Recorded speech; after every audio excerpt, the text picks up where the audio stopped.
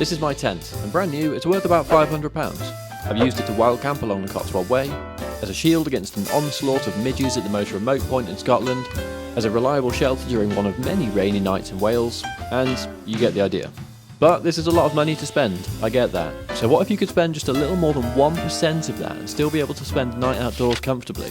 This is exactly what we're going to find out as I take my new £7 tent, yes, £7 delivered, on a 3-day trip along the Offa's Dyke in Wales. I've never used it before, so this is truly a baptism of fire. Will it survive, or will it leak the finest Cambrian moisture onto my face at 2 AM? There's only one way to find out.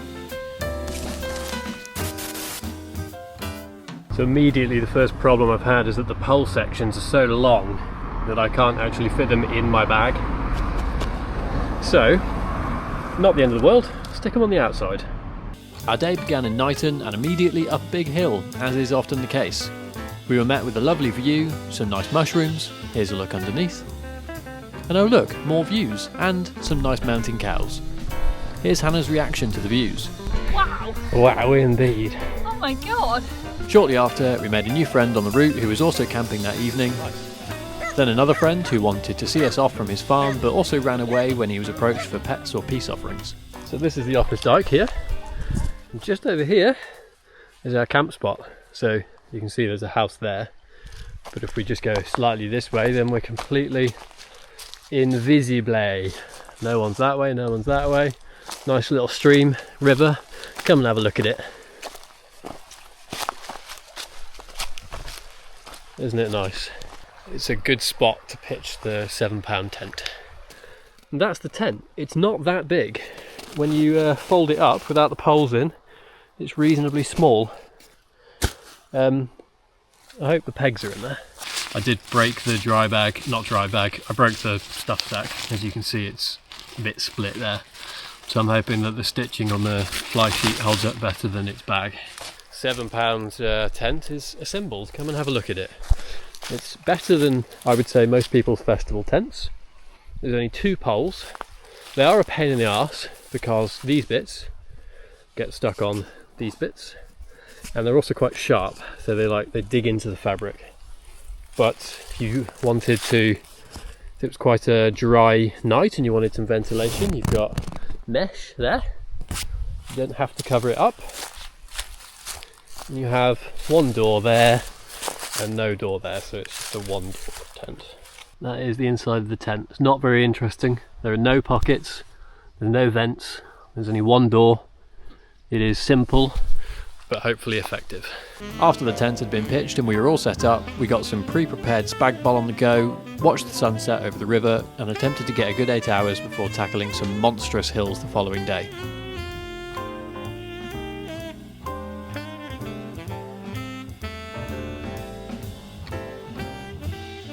Good morning from slightly damp and not that cold Wales, summer in Wales.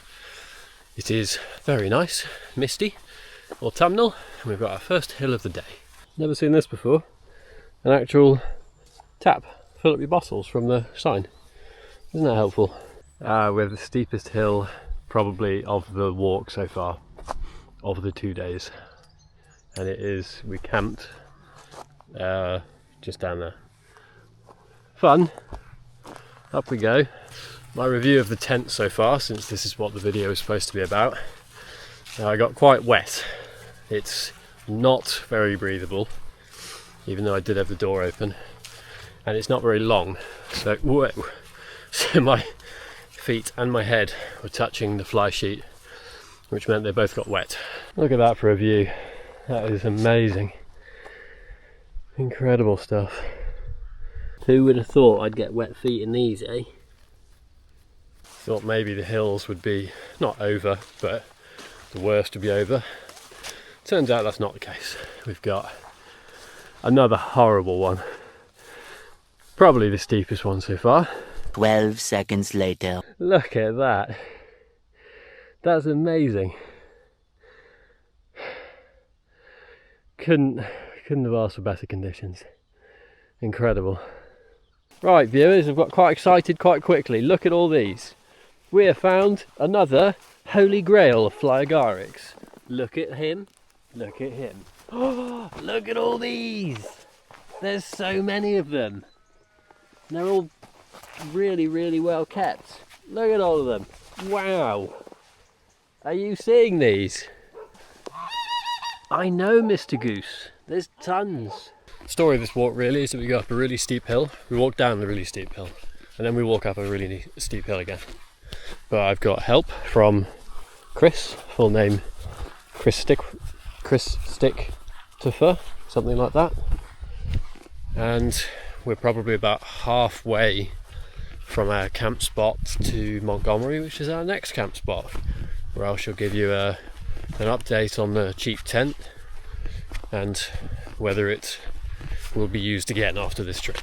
Okay, we've got another option now. We've got 2 bags in the middle and one of us on either end. It's like brambles. Whoa! It's again, it's not efficient, but it is fun. Chris has now jumped ship. He's helping out the whole group, doing Lord's work. After a hefty 16-mile day, a burger at the nearest pub, and a venture up to the Montgomery's castle that was closed, we found our camp spot for the night inside this small woodland. Honestly, this was a fairly undramatic night. We had no rain, no wind, and it wasn't even that cold. But it was humid, and yet again I got soaking wet from this stupid fly sheet that doesn't breathe. I had the door wide open and the little helmet bit off, but it just didn't help. The tent is also way too short for me, so my head and feet touch both ends. Since it didn't rain on this trip, I got my sister to carry out this highly scientific test whilst I sat inside. I can see light through there, but it's not coming through. Okay, it does come through a bit. Okay, so Wales failed me. It didn't rain and it wasn't windy. Where do you even go to get that if you can't get it in Wales? Anyway, the highly scientific test didn't yield very good results either, so I used the glorified bin bag a few more times, and these are my comprehensive thoughts after a few weeks of pondering profusely. Right then, this is the cheap tent. It was £7 from AliExpress. And as you will have... This is the £7 tent from AliExpress in all its glory, in its sort of weird Minecraft pattern. I've used it now for 3 days on the office dike, and as you will have seen, it didn't go awfully, but there were definitely some criticisms of the £7 tent. So let me walk you through them. Fuck you. The first thing you'll notice is how much of a pain in the arse the zips are, because they're kinked and the zip gets stuck every couple of centimetres, which is really annoying. But that isn't what I was going to talk to you about. What I'm going to talk to you about is the lack of porch.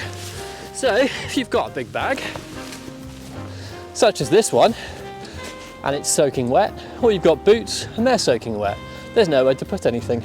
So you've got to have it in your tent, and as you'll see in a minute, it's not a very spacious tent. So you're staying out here, mate. My next criticism are these things. Now these hold the poles together, but the edges of them are so sharp that it ripped the pole sleeve straight away. And I wasn't being violent, there's just so few stitches that it didn't put up a fight at all. Pegs. You've got 4 of them, and they look like this. Can you see that? Can you see how it's not straight? That's because they're really not very good at all. They're completely spherical, and they're very smooth, and they come out really easily. This is an average sized mat. I am not quite an average sized human, but my head is firmly pressed against this side of the fly sheet, and my feet are firmly pressed against the other side. Now you might not think this is a massive issue, but as you'll notice, there's no inner in this tent. So all the condensation that pools on the inside of this fly sheet, which it does, I've had the door open, it didn't help, it goes straight over your head, face and feet. So the bottom of my sleeping bag was pretty wet and my head was pretty wet. Ah, condensation, you say? Well, all you have to do is open the doors, let the air go through, and you'll be fine. But there's only one door, so I can open this door, but there's no airflow. The wind just goes in and gets stuck in there. Ah, well, you say, there's a big gap at the top here. There is, but it doesn't help. The fabric is so unbreathable that it just condensed every night no matter what I did. Ah, well, you can just take the fly sheet off and sleep in the inner. Well, there's no inner, so... Oh no, it seems to have started raining really heavily on this particular part of the tent. Here's your next problem. Because there's no porch, and you've just got this sort of big, I don't know, baffle thing. As soon as you open the door and it's been raining, all of that water just goes straight inside. There is absolutely nowhere to put anything. There's no hook up here for a lantern. There's no pocket down there for dirty socks. There's no clip to hold the door back. And if you have pitched into the wind to try and get some airflow, the wet door blows straight into the tent. That's crap, isn't it, sheep? Right then, here's a proper tent. It's a lot more expensive, I will give you that. But this is all the reasons why you would spend more on a good tent as opposed to a £7 one from China. You have 2 doors. So, not only, if you've got 2 people, can they escape in the middle of the night to go for a wee without having to climb over each other, but you've also got ventilation. Air can pass through, gets rid of a lot of the condensation, you don't end up with a wet head. You've got 2 nice big porches, so you've got space for your backpack, your boots, or someone you don't like very much. When you have got the doors open, there's a helpful little loop here, so you can attach this toggle on the loop, door stays open, doesn't go inside the tent and get you wet. How clever is that? The door only goes this far because it perfectly lines up with the bottom of the inner. So when you open your door in the morning and it's been raining, the water drips quite helpfully onto the grass and not into where you're sleeping. Not only do you have 2 doors for ventilation, but you've also got 2 vents. These you can either keep open with this guy line, or you can shut them with the Velcro. Speaking of guy lines, you've got loads of them. You've got one here, one here, one here, and one here. And attached to those guy lines are good quality pegs. Big, V-shaped, solid as heck. Cannot bend those, and they've got a little loop on the top. So once you've pulled one peg out, you can loop the peg through the loop to pull the others out. You can have the door in a multitude of configurations. You can have it like I've got it now with it all zipped up. You can have it like this with the porch open, and you can have the entire side open. Or for maximum ventilation or to act as a bug shelter, just take the whole fly sheet off. And you'll notice I've got loads of room. I'm 6'3". I've got loads of room up here, loads of room down there, and because this is the inner, it's not really going to condensate that much. On top of this, there is room for 2 fully grown adults and large mats, plus their kit in both porches. The pole sections are also nice and smooth. There's no horrible sharp sleeve thing over the top, and the inner attaches with these little clips, and the outer just goes over the top, no sleeves. Inside the tent, you've got some amenities too. You've got this loop up here to attach a lantern onto, and 3 pockets down the end where you can put all your dirty, horrible, smelly socks into.